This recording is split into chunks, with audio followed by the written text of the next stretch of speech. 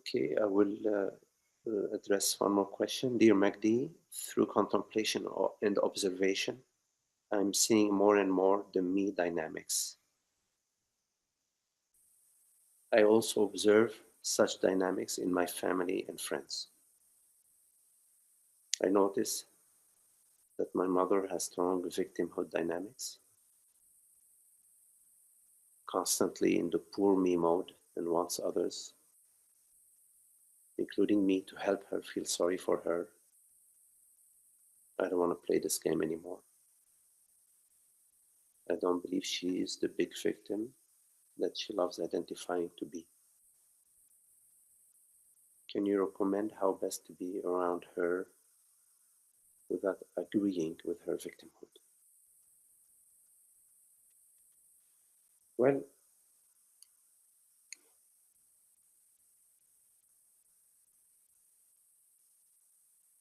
her victimhood is her business.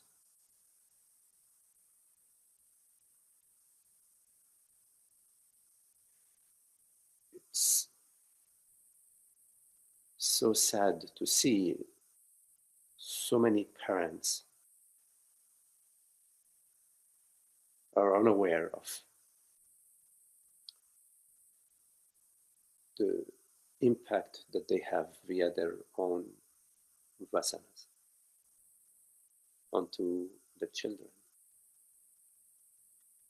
At the same time, you are born her daughter, so in a way, there is a design. It's designed for you. It's part of your path, part of your journey to be around victimhood and to experience the sense of guilt and sense of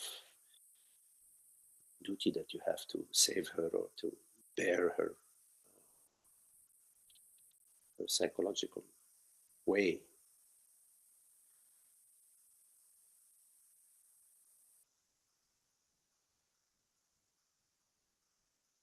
And there are many ways in which you can seek some therapies to have a better relationship. And of course, she can also seek therapy if she's available to it, to smooth out, to bring some, to see through it a little bit.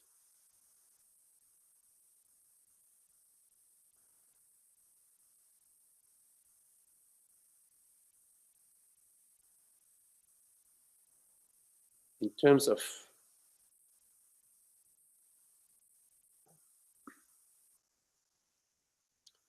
forming an identity, uh,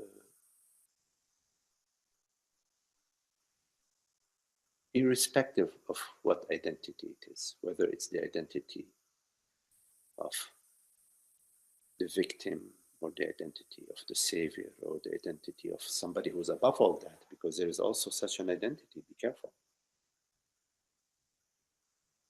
It's very subtle, the way the identification takes on many forms. It doesn't just take on the form of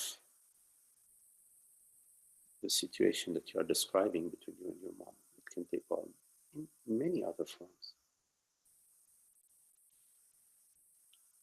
And there is, of course, in the psychological realm, we try to fix the identity, to make the identity more workable. But in what I share, that's not what I speak about. I do not speak about making the identity more workable. Of course, there are many therapists that can help you in that. What I speak about is being free of identity, being free of the identity of being a victim, being free of the identity of being a savior, being free of the identity of being a personal self, even as somebody who's above all of that. As long as you perceive me and another, there is identity. I'm not talking about in the practical sense. Of course, in the practical sense, when you go to the store, there is the grocer. When you go to the dentist, there is the doctor. I'm talking about identification, perceiving another as somebody other than yourself.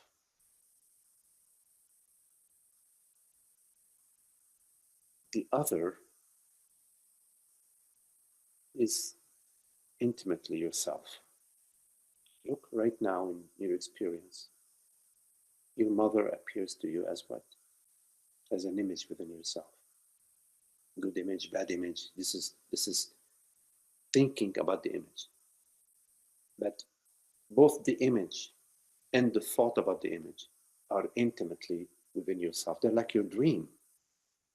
Like you may be in bed dreaming about somebody and dreaming some thoughts and images about this somebody while you are in bed, not moving.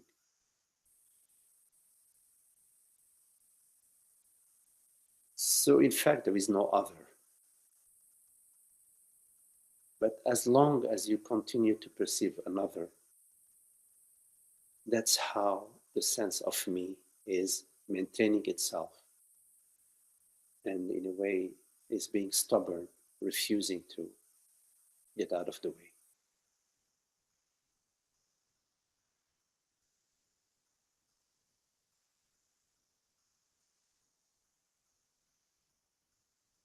Some things take time to dissolve, other things dissolve faster. But you can help the process by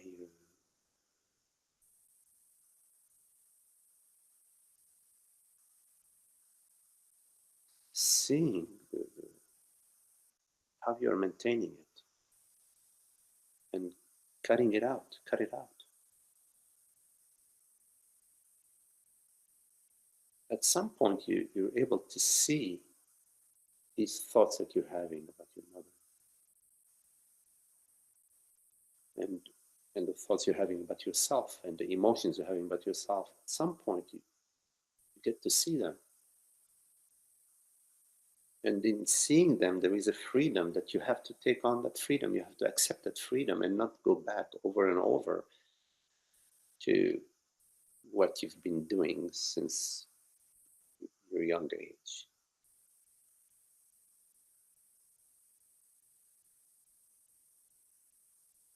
Let her be, just come to your freedom. Remain as your freedom.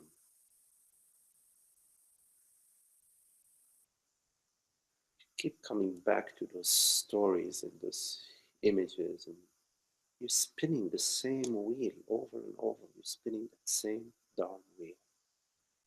How can you be free of it if you're just spinning it over and over?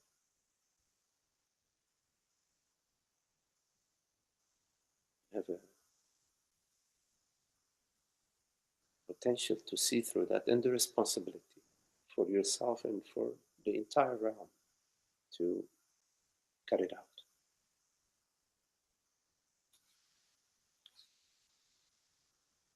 And how to be around her without agreeing with her victimhood is just the love. You know, there's no judgment in love. Can you meet her freshly without the past, without the images? It's a challenge when things are so deeply rooted, but that's a challenge, to meet her freshly. Doesn't mean you have to live with her or you have to fall back into the old patterns.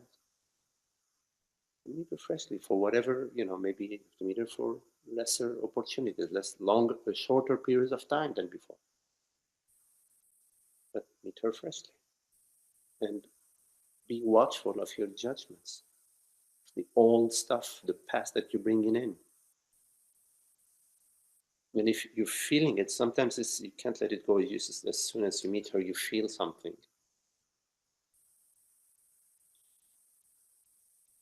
Embrace that, meaning that's there, part of the entire panorama. It can, if those feelings that you feel run you,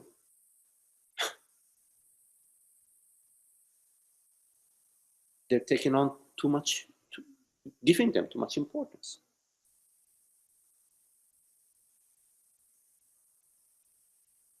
It's a dynamic process. So you have to sort of explore it, see if it's possible to just be fresh with all of it, including whatever feelings are arising within you. Don't give them so much importance. Okay, as much as possible.